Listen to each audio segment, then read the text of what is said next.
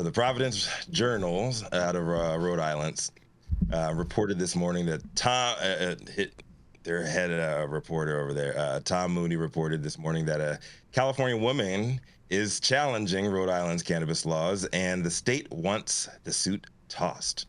So in the article, Mooney says that the state lawyers have asked a federal court to dismiss the woman's constitutional challenge of Rhode Island's 2022 retail cannabis law, arguing that the plaintiff's lawsuit is irrelevant and premature.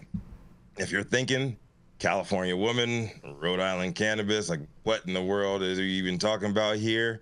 You think it's a bizarre one-off throwaway story going down in an emerging market? It probably has nothing to do with you. You would sadly be mistaken, because the California woman at the center of all of this is none other than Justina Jensen. I thought you were going to say Karen. Might as well be. I don't blame you.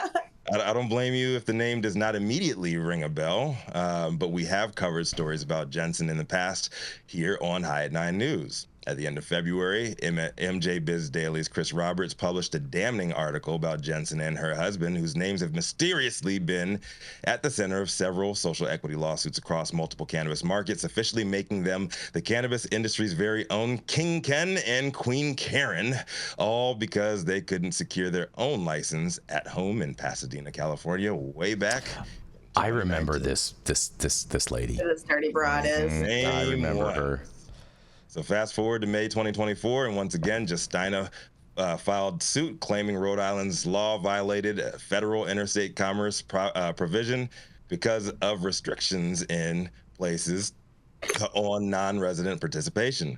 Per the article in court papers filed on Monday, lawyers for the Attorney General argued Jensen cannot claim injury because Rhode Island's Cannabis Control Commission has yet to finalize retail regulations. They jumped the shark on this one. Someone just jumped in. No new retail licenses have even been awarded, thus no applicants can be rejected. And Jensen does not have ownership interest in any cannabis business in Rhode Island. The statement that plaintiff intends to apply with an unformed business entity with no identified partners who otherwise qualify for a retail license falls short of showing an imminent injury, the lawyers wrote. Besides the fact that retail licensing is not even available to apply for yet and will not be for an undetermined amount of time, any harm to plaintiff is speculative at best.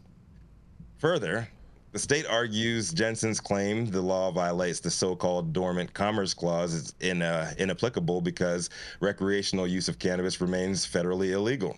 Plaintiff outright ignores the fact that a majority of courts have very recently rejected the argument that state adult retail cannabis laws implicate or violate the DCC.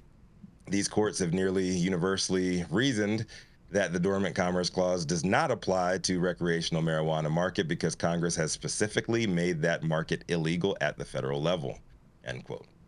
Jensen and her husband, lawyer Jeffrey, have filed similar lawsuits in several other states, taking particular aim at social equity provisions that reserve retail licenses for minorities and communities disproportionately hurt in the nation's war on drugs. Rhode Island's recreational cannabis law passed with the expectation a new Cannabis Control Commission would issue at least 24 licenses for retail cannabis stores, with 6 of those licenses reserved for social equity applicants and another 6 reserved for stores owned by worker co-ops. The law states that a Rhode Island resident or corporation must own at least 51% of that business, but as the state lawyers wrote, it doesn't prevent non-residents from owning some portion of the business. So, like, the whole point of this lawsuit makes no fucking sense in the first place. If they just waited until these licenses even got distributed, they would have a stay, and they quite possibly could invest as predatorily as they wanted to in social equity licenses. But they're trying to do this shit months before it even fucking comes out. But I digress. Simply stated, a non-resident can still have ownership interest in Rhode Island retail cannabis license. Plaintiff can become the owner of a cannabis retail establishment within the state of Rhode Island. She simply chooses not to partner with an individual or entity of the state of Rhode Island, is what the state lawyers wrote.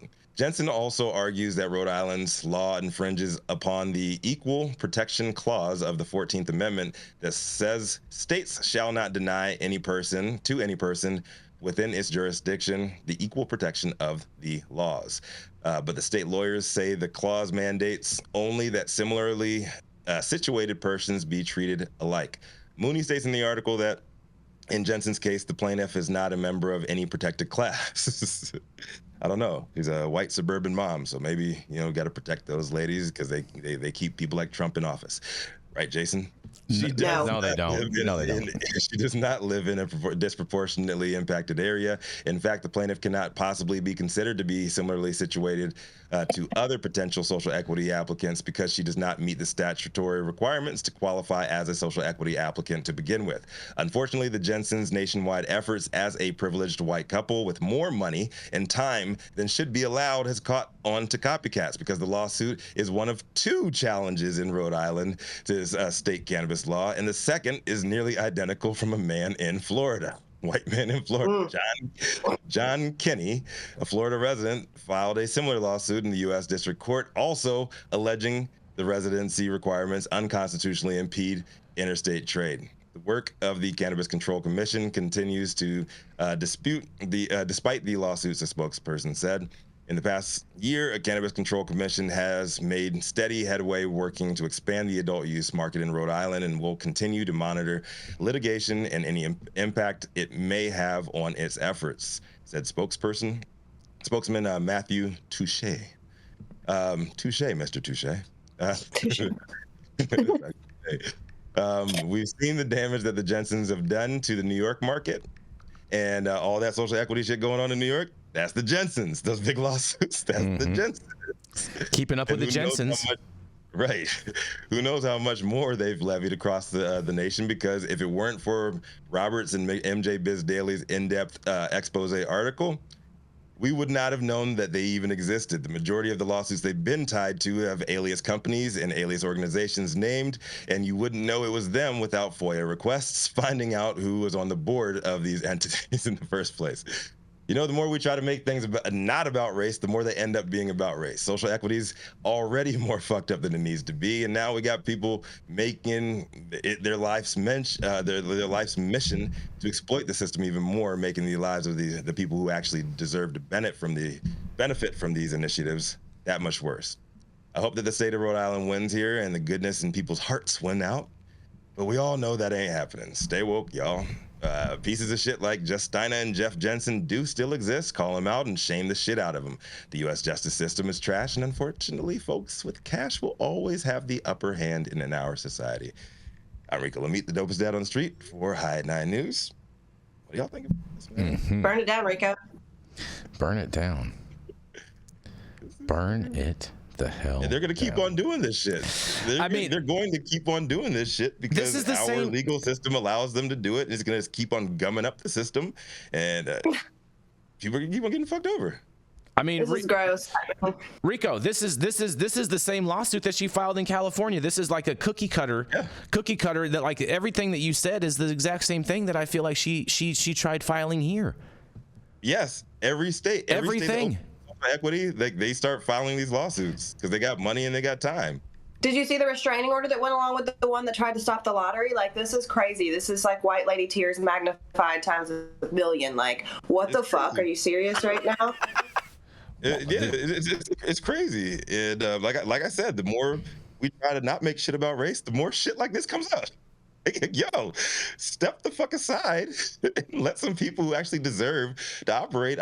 They're still butthurt because they missed out on the Pasadena opportunity back in 2019. Mm-hmm.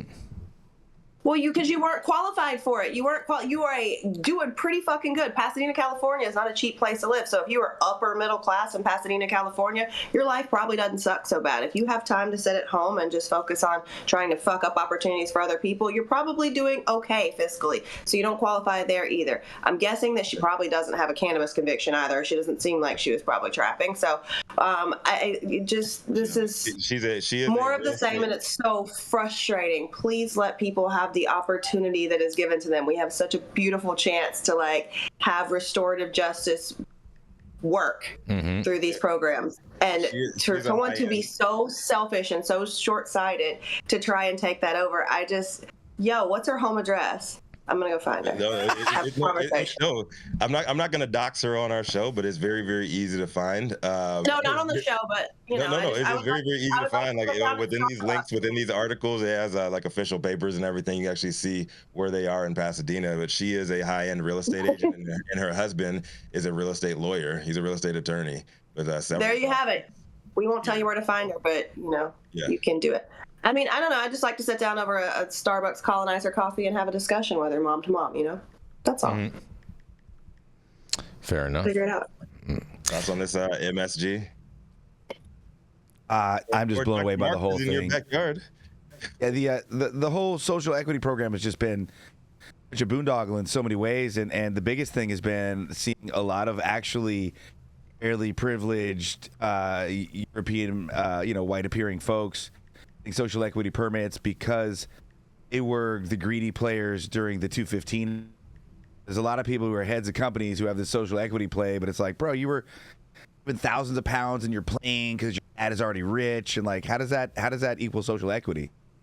And it's not any one person's fault. It's not those persons who have that ability getting that social equity permit as much as it's the fault of the government. Which is just comprised of a bunch of egotistical narcissists who make decisions with no real input, thinking they already know everything.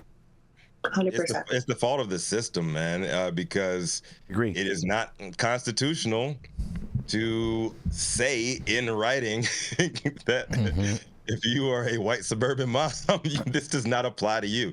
You can't say you can't benefit black and brown people explicitly in law because that makes it discriminatory to people like this. That is the problem. That is the issue at hand. This is why social equity, as much as we love the socialist philosophy, equity, like everything behind it, this is why me and Jason have joked since 2 years now. Socialist equity.